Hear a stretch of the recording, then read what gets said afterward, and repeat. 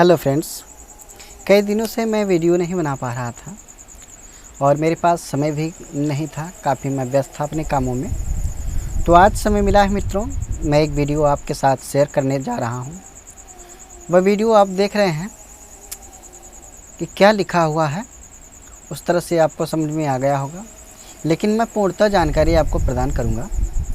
इसे मैं खुद अपनी ज़ुबानी से बताऊँगा ताकि आपको पूर्णतः जानकारी प्राप्त हो सके। आप यहाँ देख रहे हैं भगवान का अर्थ क्या है और सर्वश्रेष्ठ भगवान कौन है।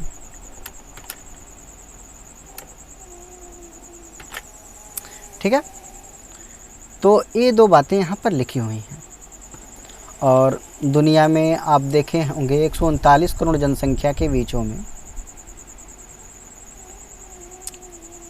लगभग 100 करोड़ लोग जो है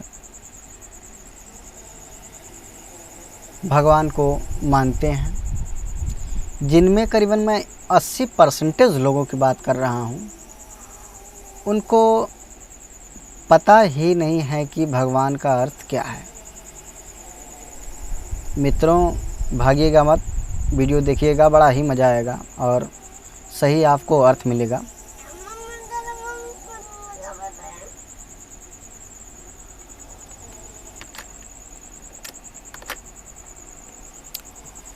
तो आपको मैं बताता हूँ भगवान का अर्थ क्या है और सर्वश्रेष्ठ भगवान कौन है।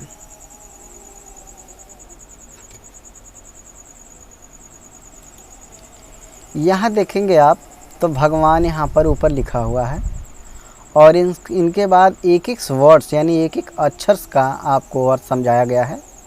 जैसे भ से आप देख लेंगे भूमि हो जाता है, भूमि यानी धरती। ग है, ग से गगन होता है, गगन यानी आकाश। वायु हो जाता है, ठीक है। और न से नीर हो जाता है, नीर यानी जल हो जाता है, ठीक है। ये क्या है चारों? भूमि, गगन, वायु और नीर।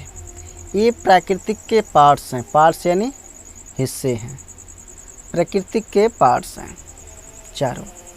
इनमें एक पार्ट्स और होता है अग्नि, जिसे सूर्य के रूप में जाना जाता है, जिन्हें भगवान सूर्य नारायण भी कहा जाता है, ठीक है। सूर्य नारायण, भूमि, आकाश, हवा, जल, ये 5 ऐसे तत्व हैं। इन्हीं तत्वों से इंसान के शरीर की रचना हुई है। जैसे भूमि की बात की जाए तो मिट्टी से इंसान का शरीर बना हुआ है। इसके बाद गगन, आकाश हुआ। इसके बाद इसमें क्या है, आकाश को ब्रह्मांड के नाम से भी जाना जाता है और इंसान की खोपड़ी को 12 मंडली, ठीक है। तो 12 मंडली ब्रह्मांड और आकाश, ये समझ गए होंगे। ये 12 मंडली का काम करता है एक तरह से गगन। और इसके बाद वायु यानी हवा होती है। हवा यानी इंसान का प्राण होता है, ठीक है। सांस चलती है तो बिन हवा के सांस नहीं चलती है। इसके बाद नीर, जल की बात की जाए तो रक्त का संचार इंसान के शरीर में होता है। चाहे सेल्स की बात की जाए, चाहे ब्लड की बात की जाए, तो ये नीर ही ऐसा है जो आदमी के शरीर को स्वस्थ रखता है, तरोताज़ा बना के रखता है, ठीक है। तो अग्नि में सूर्य नारायण हो गए। इन 5 तत्वों में अगर एक भी तत्व की कमी हो जाती है तो इंसान समस्याओं में घिर जाता है। सांस लेना बंद हो जाए तो इंसान को मरना है। जल ना मिले तो भी मर जाएगा। और इसके बाद गगन यानी आकाश, खोपड़ी फूट जाए पूर्णतः, वो भी ख़त्म हो जाएगा इंसान, ठीक है। इसके बाद भूमि, धरती ना हो यानी शरीर ही न हो तो इंसान वैसे ही मर जाएगा, ठीक है। और इंसान में गर्मी ना हो तो वैसे ही बर्फ़ जमकर वो मर जाएगा। तो ये 5 तत्व ऐसे होते हैं, प्रकृति के हिस्से होते हैं और इन्हीं से जीवन मिलता है। और इसके बाद जब इंसान मर जाता है तो आप देखेंगे ध्यान से, हिंदुओं की बात की जाए, चिता पे जब इंसान को रखता है तो पहले जलाने का काम करता है। इंसान के अंदर 2 अग्नि पाई जाती हैं, एक तो जलन की अग्नि होती है, एक क्रोध की अग्नि। वो अग्नि कहाँ से प्राप्त होती है? सूर्य नारायण से। ठीक है, तो ये अग्नि होती है, तो जलाने का कार्य करते हैं तो अग्नि उसे जला देती है। इसके बाद गगन की बात की जाए, जलाने के बाद सूर्य नारायण का काम ख़त्म यहाँ से। इसके बाद भूमि की बात की जाए, जलने के बाद इंसान की राख जो है भूमि पर ही गिरती है। तीसरा, इसके बाद जो जलता है इंसान तो उसका धुआं जो है आकाश में उड़ता है। ठीक है, वायु। इसके बाद आकाश में धुआं उड़ने के साथ साथ वायु में मिल जाता है। ठीक है, नीर। जल की बात की जाए तो उसकी अस्थियों को प्रवाहित किया जाता है नदियों में, तो वह पानी में जाके मिल जाता है। इन्हीं पांचों तत्वों से इंसान की शरीर बनती है और इसी में इंसान विलीन यानी इसी में ख़त्म हो जाता है। ठीक है, इसके बाद भगवान की बात किया, दूसरे नंबर पर कर्म है। तो कर्म में देखिएगा कि जैसे भगवान श्री रामचंद्र जी थे, चाहे श्री कृष्ण जी थे, तमाम तरह की जितने भी भगवान को बनाया गया है अपने वेदों के अनुसार जैसे जैसे भी बनाए गए हैं, तो उनमें आप अगर ध्यान से सोचेंगे तो भगवान भी धरती पर ही रहे हैं, वही जल ग्रहण किए हैं, वही वायु से सांस लिए हैं, उसी आकाश के नीचे रहे हैं, उसी भूमि पर रहे हैं और भगवान सूर्य नारायण की गर्मी को भी सहे हैं।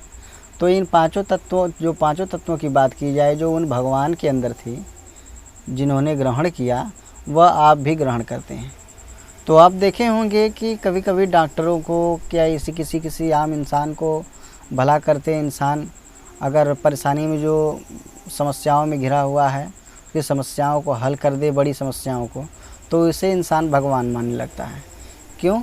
इसलिए मानता है कि मैं तो उस भगवान को देखा ही नहीं, लेकिन कम से कम आपको तो देखा हूँ कि आपने ही मेरा भला किया है। तो भगवान इसी प्रकार से होते हैं। इसी तरह से भगवान भी अपने कर्म से वह शक्तिशाली थे, अपने कर्म और निष्ठा से वह एक शक्तिशाली इंसान बने। इसके बाद उन्होंने लोगों का कल्याण किया। ठीक है, तो वह भगवान कहलाने लगे। उनके पास अक्सर आप देखे होंगे जिनकी सरकार होती है उन्हीं की दुनिया होती है, जो बलवान होता है उन्हीं के लोग पुजारी होते हैं। ठीक है, यही है कर्म। कर्म ही इंसान का सबसे बड़ा धन है। ठीक है, और इसमें आपको मैं एक और बात बता देता हूँ। तो इंसान जो भगवान का रूप धारण करता है वह क्या होता है, उसके अंदर क्या क्या चीज़ें उपलब्ध होनी चाहिए? कर्म, धर्म, सत्यता, शर्म, ये 4 गुण ऐसे हैं इंसान को भगवान बना देते हैं। कर्म, धर्म, शर्म, सत्यता। और इंसान को शैतान बना देता है। क्या वैसा चीज़ है? अधर्म, कुकर्मी और बेशर्मी। ये 3 कर्म ऐसे हैं जो इंसान को शैतान बना देते हैं। तो मित्रों, यह बात तो आपको पूर्णतः समझ में आ ही गई होगी कि भगवान का अर्थ क्या है और सत्य में सर्वश्रेष्ठ भगवान कौन है। आपको मैं बताता हूँ, वीडियो स्किप मत कीजिएगा, देखिएगा, बहुत ही आपको रोचक और अच्छा लगेगा कि वाकई ये सत्य है। इसके बाद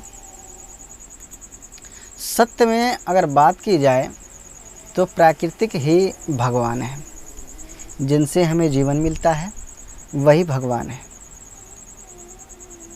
अगर किसी मटर को धूल में फेंक दिया जाए, ना उसे पानी दिया जाए, तब भी वो नहीं जामेगी।